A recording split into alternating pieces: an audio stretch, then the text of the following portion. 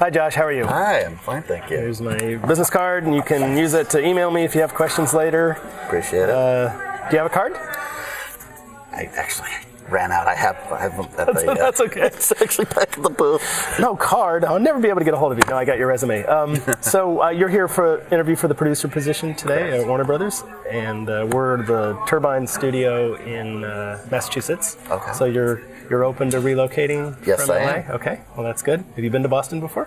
No, I never have. Oh, you've never been there? Huh? I know. I hear good things. Are you you're from California? And From Los Angeles, born and raised. wow, and you've been working in LA the whole time. So tell me, tell me about your last role. What, as Vata? As Vata. I don't know them. They're dead. Oh, they're no longer. Okay, Yeah, so they ran out of funding. Oh, okay. So you were there for a year and a half. Why don't you tell me a little Well, it bit was actually about 8 months. 8 months, okay.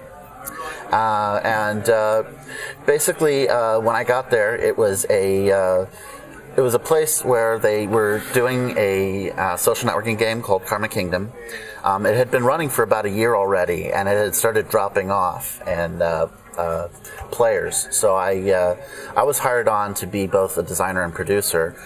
Producer because they had pretty much no process really going on between the Indian team over in New Delhi and the team here in LA. How big was the team in LA? It was 3 people. Okay. It was just a PR person, the designer, and an engineer. Okay, so you were a designer and a producer because it was a fairly small team, so you did a little bit of everything. Okay. Correct. And it was just PC. It was PC. It was Facebook. Yeah, it was PC? Facebook. Did it run outside of Facebook or only? We actually toward the end we put it on another platform outside of Facebook, but it was on PC. Yes. Got it. Okay. Yeah.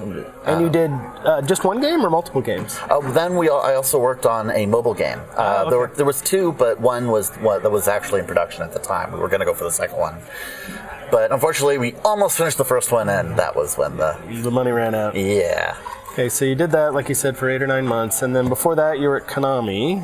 Actually, it's not in chronological order, just so you know. Oh, okay.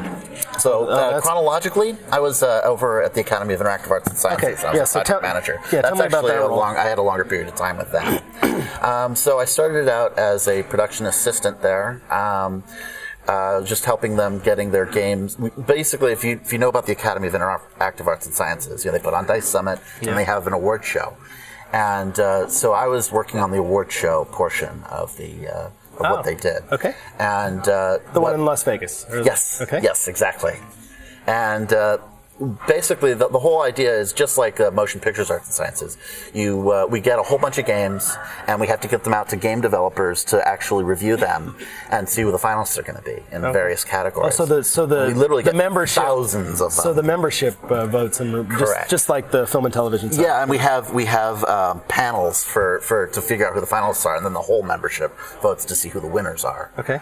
And the idea being that we literally become a mini GameStop. We have games from all these different platforms, and we got to ship them out literally right before Christmas starts. And then they literally have like about a month to get them to go through each game, rate them, and submit it to us. So how many employees at the Academy? Usually it was around 6. Okay. And then plus a bunch of interns that we would hire that I... Okay, so you basically were the project manager. I started out kind of as an intern, actually. That's interesting. And then I moved up to, an associate, an assistant, and then an assistant project manager, and then project manager. Got it. So you were there for... About 3 years. 3.5. It was about 3 years. I know the years are a little weird because there were times where I was laid off because it was originally a contract position. Yeah. When I became a project manager, it became a full-time regular position. Okay. So I was there for almost 2 years as that. Cool. Yeah. And then, so you did that for a while, and then what's the next one? The next one would have been Konami. I was a game design intern there on their mobile. And then you worked. And then I was a producer at Bluefish Media, and this was I was doing while I was going to grad school. Okay. I was in charge of sourcing games, various content from a whole bunch of mostly American game developers and publishers, and getting that into a German distribution network. Okay. So there's a lot of contacting people and saying, "Hey, you should." A lot of herding cats. Yes, exactly. And then making sure I got all their assets and stuff. You did QA at Activision. Activision, Vivendi, and then another place. Actually, I didn't put on there because it was really early. Was in 2003. I was also at EA LA. Oh, okay. Yeah, Medal of Honor, Allied Assault Breakthrough. Okay. And then you. And I'm working on my own little thing right now, currently. Tell me about it. So the game is it's a platformer that is the idea being that's kind of like a Metroidvania type of thing. So it's very explorational and it's a large map. But the idea, the one really neat thing about it that I think sets it apart is that you are configuring your own the player, the thing that you're using to, the thing that's actually jumping around and killing enemies and things. Mm-hmm. And the way you do it is it's done through you collecting pieces basically throughout the game. You're constantly collecting parts, and you need to wire those parts into yourself.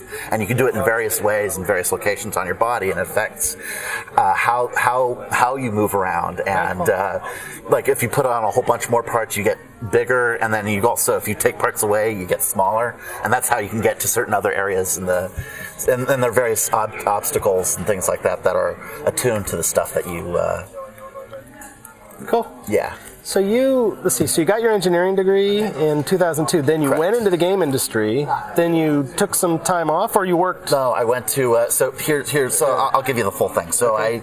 I got my computer science degree. Yeah. I ended up getting a test job at EA. Yeah. Then I decided, I'm really into this design. I'm not as much interested in engineering games as much as I was interested in the design and production of games.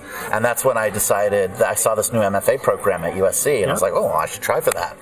Got in. It was. I remember the game design document I used for that one. Yeah, I went to school there also. Although sweet. We didn't have a game back in the day. This was just brand new. I'm literally the third class. But I have helped teach some of the classes there. So I did an awesome. MMO session at one of the courses that was taught there. I don't know if it was a little later than 07. It was probably 2008. That's when they actually started getting a lot more industry folks into the program. Yeah, so in fact, my former supervisor at EA taught one of the courses, and so I helped him. I came in and taught a few classes. Danny Bilson was he was actually still there when I was there. He was the THQ guy this was Tom, EA. Yeah, this was Tom Frisina, who was also at EA. Oh, okay. Yes, I heard about him. Yeah. Actually, we had Jordan Mechner from Jordan Weissman. Oh, okay. Jordan Weissman of FASA. Cool. He taught our business class. Cool. And then, so your goal is to get a producer job. It sounds like that's producer, but I mean design as well. It's funny. I could go either way, honestly. Do you want to do core games, or do you want to stick to the mobile social games? I would love to work in core games. Okay, and it sounds like you haven't really since. Well, testing. Since I was a tester, I know. Since you're a tester, basically. The opportunity just hasn't arrived. That's all. Fair enough. Okay. But I would love to work in core games. Very much so. Well, as you know, Turbines, we specialize in core games. We do large online games, so a mixture of massively multiplayer games, and we have a MOBA that we just announced that's here at E3 this week that we're showing off called Infinite Crisis. So, lots of producer positions. What games do you like playing? I'm a big role-playing game person. Okay, sure. I love role-playing games, but I also like first-person shooters. Have you played many games? Have you played any of Turbine's games? No, I haven't actually. Okay. Have you played MMOs at all? I have played a few. I played a little bit of WoW, and I played. Well, to be honest, MMOs aren't my number one thing. But okay. What about MOBAs? Have you played? I have played League of Legends. Okay. Cool. Yes, absolutely. Good. Any questions for me? So what kind of, since it's a general producing position, I'm curious, what kind of producing positions are you looking for? Is there anything in specific places, or? We have a number of positions, one for a new title that we haven't announced, and then we have another role for a position on the Infinite Crisis team that we're recruiting for to help in a variety of integration and internal development tasks. So these digital services have all sorts of outside the game components as well as inside, and so need someone to coordinate. So you need something that's player facing, and then something that's internal, and commerce and login facing, and putting together the whole infrastructure infrastructure to support these free-to-play environments, which are they're great games. They're harder to build than traditional standalone There's a lot retail more. games. Yeah, I mean, there's a lot more going on with it. They're services. Yeah, as no, opposed to totally. I products. mean, you're actually taking people's money as part of the game. Exactly. So those are the two positions that we're actively recruiting for right now, and trying to find someone that has the right mix of passion and experience to the type of games that we're doing, that's willing to relocate to where we are in the East Coast.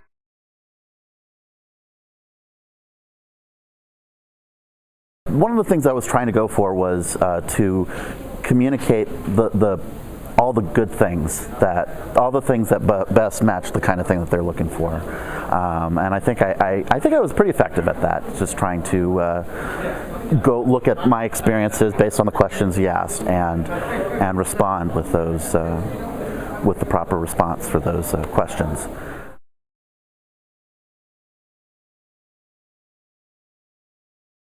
One of the things I need most improved is my resume. I'll be honest, it's a wall of text. And the big challenge is trying to pick the right things to say, and just the right things to say and not a thing more. But I feel like there's just so much that I want to say. So that's one of my issues, I'd say, with my resume specifically. Also, I was just really nervous. I'll admit that. I try not to show it, but it's one of the things I have to do, is to try to really look cool, even though I'm not feeling cool inside. That's something I got to work on. Josh is very personable, has had a really good diverse set of experiences in the game industry, and I found that really interesting. Having a diverse set of backgrounds, not only as an individual but combined with a group, often makes for a healthier team, because they can apply lots of common experiences to make the best game possible, especially in a leadership or producer type role where you're trying to rally and align people with all sorts of backgrounds and skills and capabilities.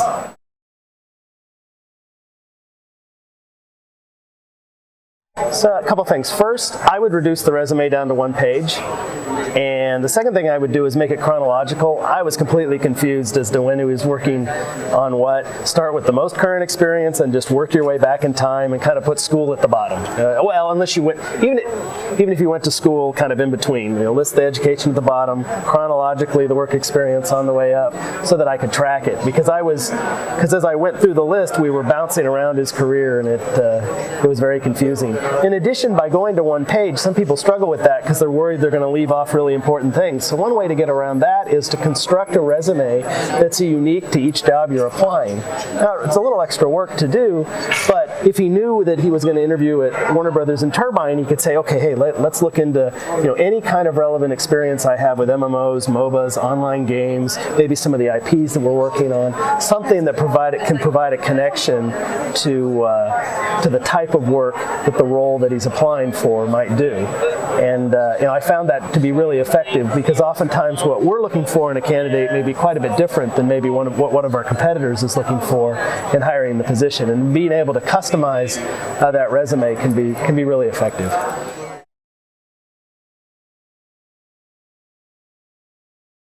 When there's too much text, oftentimes in a rushed environment, people won't be able to read through it. Oftentimes people won't even really review the resume until the actual interview itself. And my ability to read through 2 pages while trying to ask questions can be tough. And so important points will get lost sort of at the expense of trying to provide every little bit of detail about your position. Besides, you can leave that for the interview itself. I mean, to surface new information about the candidate.